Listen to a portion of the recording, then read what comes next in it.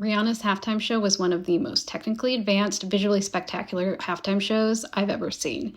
How'd they do it? Let's talk about it. Hi, I'm Caitlin, and I have 20 years experience in the live events industry. Bruce Rogers is the halftime show production designer. He has been in that position for 16 years, and he is credited with coming up with the idea for those floating platforms. It took 800 people to make that halftime show. That includes Rihanna, the dancers, all the designers, including Bruce Rogers, camera ops, fabricators, and crew. One of the biggest challenges this year was the football field itself. Players at the beginning of this season lobbied that all football fields be switched to real grass. Crews had to be extra careful loading in and loading out the set as to not mar the playing surface and disrupt play for the players.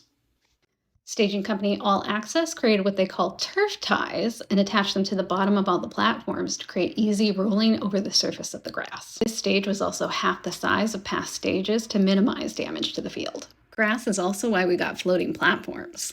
Designers and producers wanted a showpiece moment, but concerns about the playing field meant they had to go up. This is a great example of how restrictions can lead to innovative and creative problem solving. The motors controlling the platforms were rigged up into the ceiling truss of the arena. This meant that it was especially stable, as that truss was designed to hold thousands and thousands of pounds because it has to keep the arena up. You can see the motors in the corner of this picture and all the equipment used to keep them in place up above. It's a lot of stuff. There were 4 pick points on each of them with the lines going off them. You can see it here at that probably 30-degree angle or so, and that is to just kind of distribute weight across more motors. And by having it that angle there, it minimizes swaying. So while all of you were going, oh my God, it's swaying so much, that's so scary, I was going, that's barely swaying at all. On the bottom of each of those platforms was 512 lights that were programmed with the dancer's choreography. How do they keep everybody safe on those platforms? Who got on those platforms had a harness built into their costume.